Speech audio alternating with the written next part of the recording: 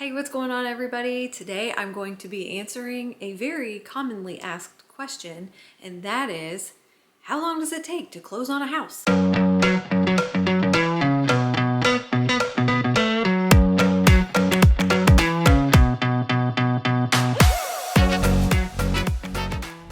Hey guys, I'm Val Hardesty with the Hardesty team. Welcome to Elizabethtown Living, where we come on every Sunday in 2021 bringing you lots of good real estate tips and things to do around the E-Town, Fort Knox, and Louisville areas. If you're looking to move or buy or sell in this area, don't hesitate to reach out. Our information's in the link below. So don't be shy. This is a common question that lots of people have when they're buying a home. Even if you're not just a first-time home buyer, sometimes things change, and sometimes, you haven't bought a house in a while. So how long does it take? Well, I'm going to give you a very basic rundown of what the timeline is like from the time you choose an agent all the way to the closing table. So basically, I'm just going to shoot straight to the point.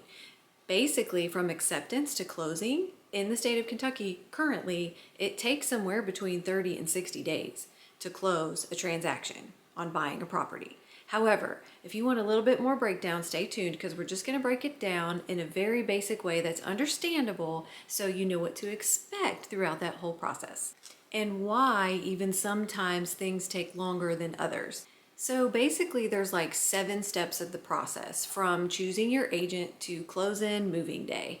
And let's just get right to the point and break them down. So number 1 and number 2 can fluctuate between which happens first. It's really up to you. It's kind of like the chicken and the egg question. I don't know which one comes first. It's really, each person is different. So choosing your agent and getting pre-approved, those can happen, interchangeably. So you can choose your agent first if you need maybe some recommendations on a trusted local lender. That would be good to start there if you don't know one already or don't really even know how that works. Ask an agent some questions. And then they can lead you to the point of getting pre-approved. We can recommend you to trusted local lenders who we work with all the time, who are good communicators, easily accessible, and typically we know which banks typically offer the lower closing costs and the lower interest rates. But getting pre-approved is that number 1 first step because we got to know which lane we stay in when we're looking at homes, and we got to make sure that we have a strong competitive offer ready to go with the pre-qualification attached.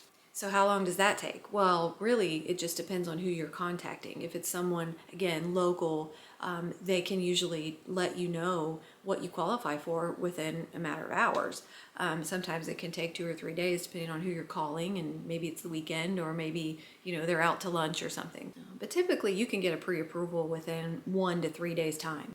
So the next thing you're going to want to do is create a home wish list, which shouldn't take you any time at all. You kind of already know your likes and dislikes, but take a moment or just a few moments to jot down like what you really want in a home, whether you really prefer a ranch style house over a 2-story, or if you prefer, you have to have a backyard that already has a fence installed, or just jot down what your must-haves are and what your deal breakers are, because that'll basically guide you when you go to set up your showings on really what you want to see and what you don't. And that'll eliminate a lot of time. If you're in a very fast market like 2020 and 2021, you have to learn to be decisive very quick and even kind of let go of some of the things that are on your must-have list. You got to be flexible.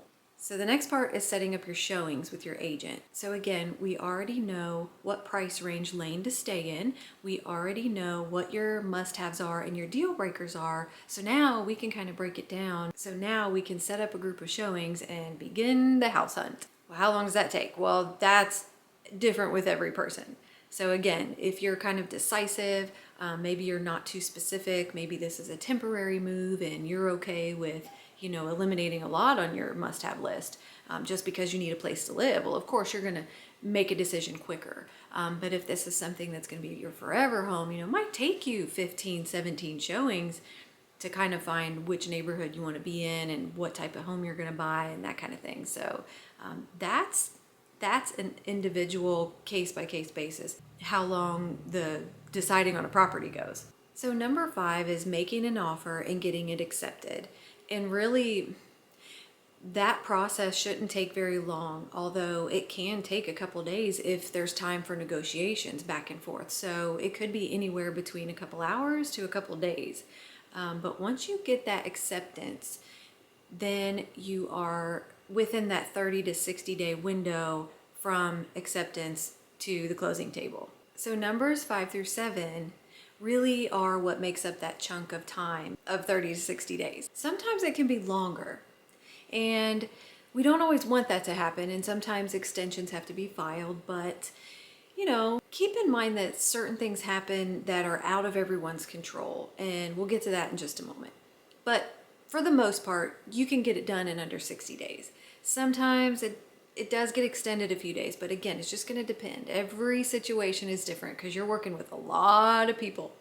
And we often say, Jarrett and I joke all the time, our job kind of reminds us of like herding cats. Like cats are going in every direction. Like it's really hard to get a group of cats with the same mindset going in the same direction at the same time. Like it's kind of crazy sometimes, but when you're dealing with inspectors and a listing agent and a buying agent and the loan officer and the appraiser and all of these people involved, and then not to exclude the emotions of the buyers and sellers, and all of that kind of has to come together and orchestrate in this motion that goes forward together all at once on the same page.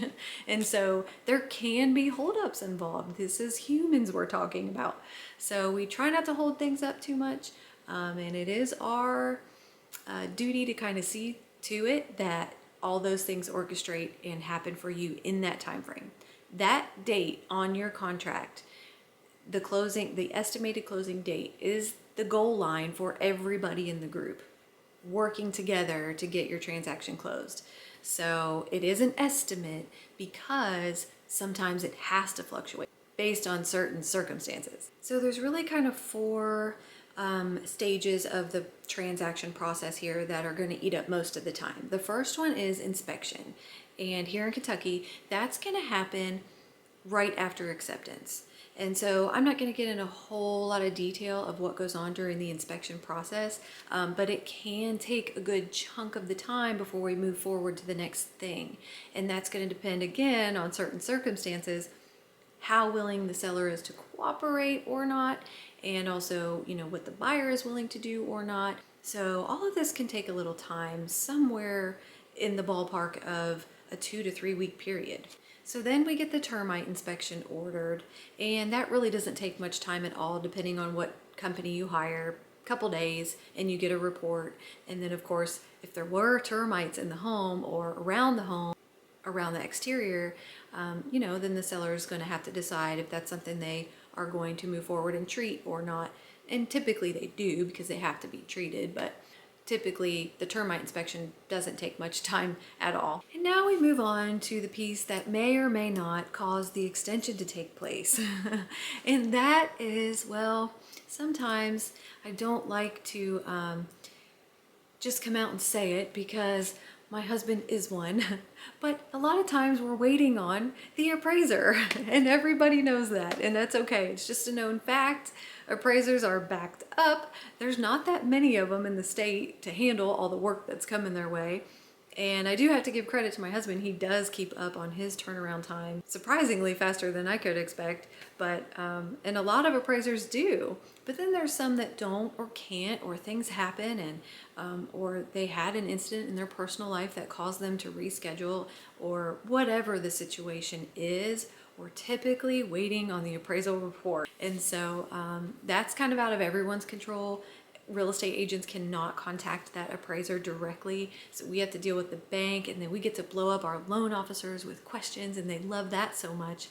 And then basically we're all waiting for this report to come back, and then if it's a VA loan per se, there could be some repairs that are non-negotiable repairs for the deal to go through. So the bank will not loan the money if certain things have not been corrected, especially if it's a VA loan. So typically if the appraisal comes back clean, no requests made by the appraiser, we can move forward. Hallelujah, it goes to the final mortgage approval. If it doesn't get to go straight there and there's repairs that have to be made, the seller has to deal with those first. We may need receipts from that, whatever, to make sure those things have gotten finished. The appraiser has to come back out and check them again, and then we can move forward to the final mortgage approval, which is the day you get your closing date.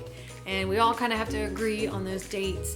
The seller, the buyer, come together at the table. And if you can't be there in person, you cannot close electronically. You have to have a wet signature. So if you can't be there in person, you can do mailaways, you can do power of attorney, but typically everyone has to sign on the same day, even if it's an hour or two apart.